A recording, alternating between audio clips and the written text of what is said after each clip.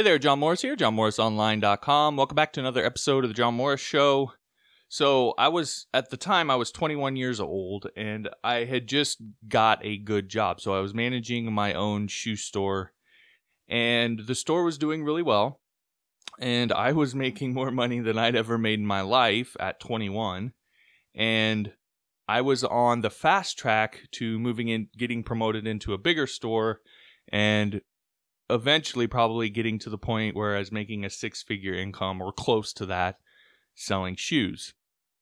And then I quit. Now, you have to understand the context of this. I've talked about this before with the way that I grew up, but I grew up very, very poor. My dad had a car accident. It kind of changed my family's life because he wasn't able to do the things he was doing before. My mom had been a stay-at-home mom up to that point. And so it just kind of dramatically changed my childhood. And so I grew up in that environment and kind of always with this sense of that maybe I was a little bit cursed and that I was just destined to kind of live that life and that was going to be my life forever.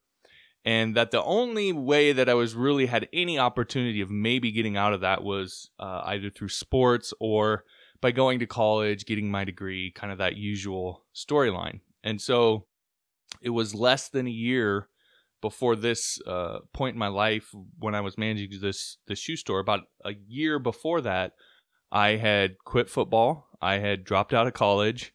And so this was felt like my last ditch kind of effort to make something of my life. And there I was in the middle of being real successful at it, and I quit. And the reason why is there was this one thought that kept haunting me.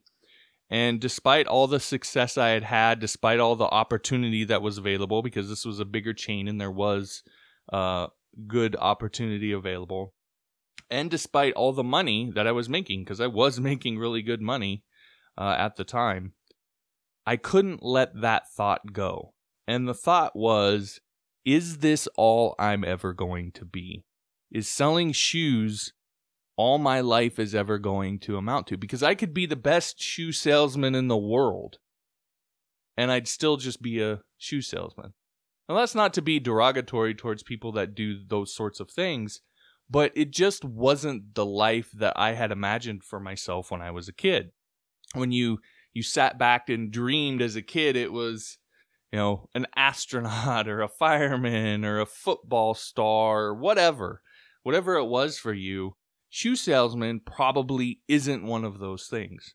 So at 21 years old, I made probably the most difficult decision of my life. I faxed in my resignation and I walked away from what was a really good job and a really good opportunity. And I had no plan.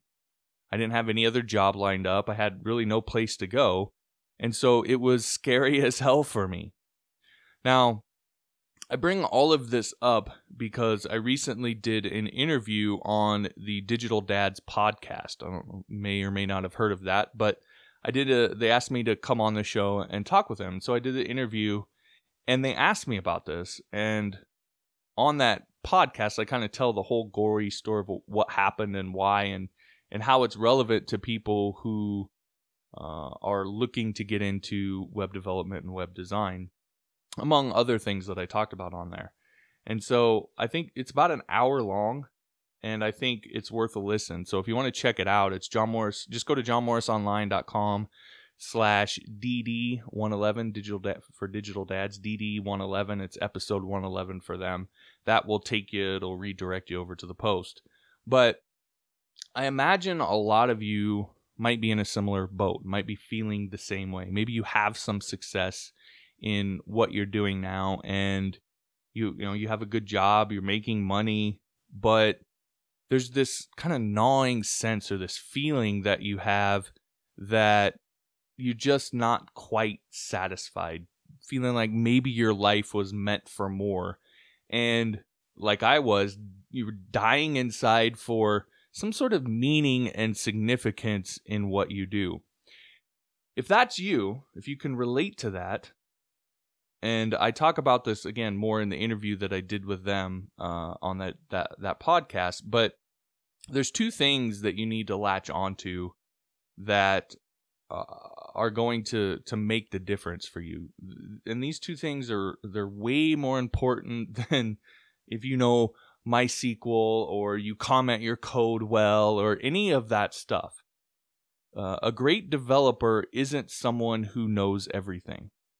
A great developer is someone who brazenly or boldly tackles the unknown. When everyone else is saying, I can't, a great developer is the person saying, I will. That's what makes a developer. To me, it's more of a mindset than it is a skill set. Yeah, there's something to be said for the skills that you know, but it's much, much more a mindset. I know people who have really, really good skill sets, but don't have the mindset for it, and they struggle constantly with being a developer. So again, that's what makes a great developer, and that's what matters in all this. If you have that, the rest of the skill set will fall into place. Everything else will kind of come together if you have that kind of mindset. Now, in my opinion, and again, I talk about this more on that podcast, but that kind of mindset comes from those two things.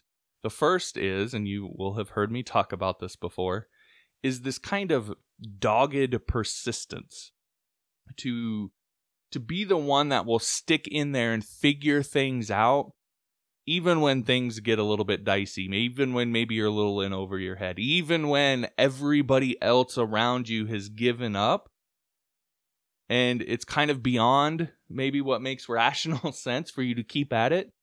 You're the one that keeps at it. You're the one that stays with it until you figure it out. It's that kind of dogged persistence that really matters and is the right kind of mindset, or the mindset you need to be a really, truly great developer. The second thing has many names. I'll use the technical term, which is self-efficacy, or you might call it confidence.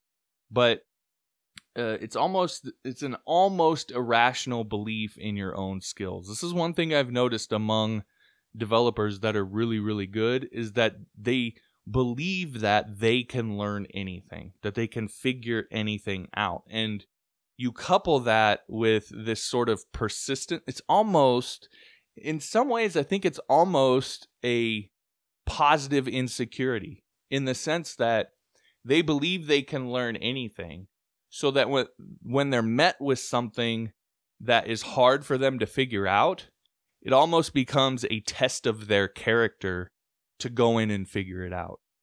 And so that's where the persistence comes from. And so, again, when you have those two things, to me, that's what really leads to the mindset of, I'll go in and figure anything out. I'll be the one to tackle it when everybody else has given up.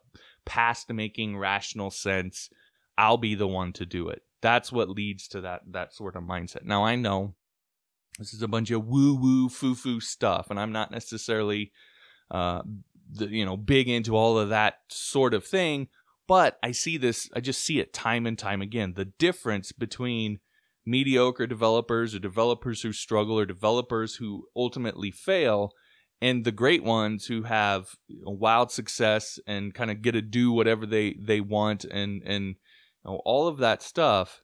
It's those two things. Those are the two things that you're often going to see one has that the other doesn't. And so I wanted to kind of cover that. And like I said, again, go check out that interview, because I talk a whole lot more about it, and get really into some more of the details of the story and so forth. And those guys do a good job of kind of drawing that information out of you. So again, the link is johnmorrisonline.com/DD111. No hyphens or any of that stuff. So go check that out, and be sure to give those guys, some likes and some shares, subscribe, all of that stuff, because I mean, you'll see from the podcast, they're two really cool guys. I had a blast talking with them, and I think they're definitely two guys that are worth adding to the number of people, or the group of people that you listen to when it comes to web development, because they're both in the IT world as well. So again, give that a listen, johnmorrisonline.com/DD111. All right, that's what I got for you today. Thanks for listening. We'll talk to you next time.